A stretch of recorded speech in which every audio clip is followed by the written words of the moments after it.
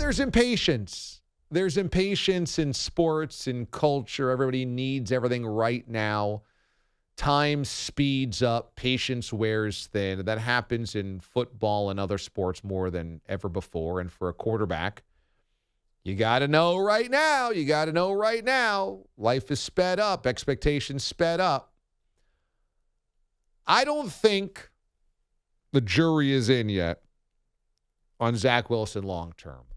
I don't have confidence he's ever going to be great, but I also don't think you watch Sunday's game and say that's Zach Wilson's fault. Zach did lead the go-ahead touchdown late in the game. And if the Lions don't convert a 4th and short with the touchdown that breaks wide open because the Jets don't cover it, the Jets walk out with a win. And you'd say, hey, you know what? Not a perfect effort from Zach Wilson, but a gutty effort. And made enough throws. Was not perfect. Garrett Wilson was frustrated in a couple of those, but yeah, he was fine. And then late in the game, on that final drive where they drove to the 58-yard field goal attempt, Saleh does his quarterback no favors by does not call the timeout. And so it's kind of a fire drill situation.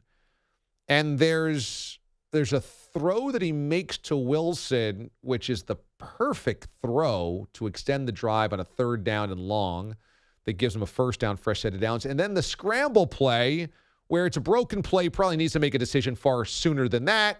But he does break, contain, and then wings one across his body, downfield, and it's complete.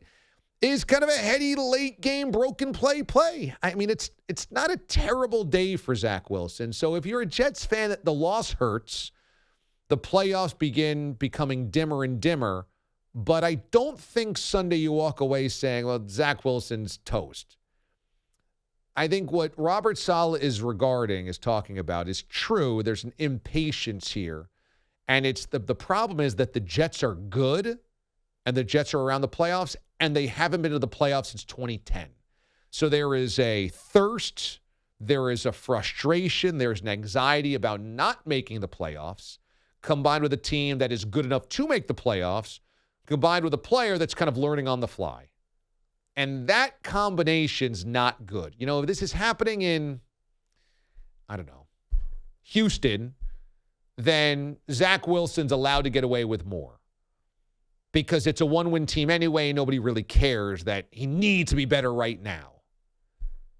If this is happening on a Jets team that's good but made the playoffs last year or 2 years ago, it's not as desperate and dire.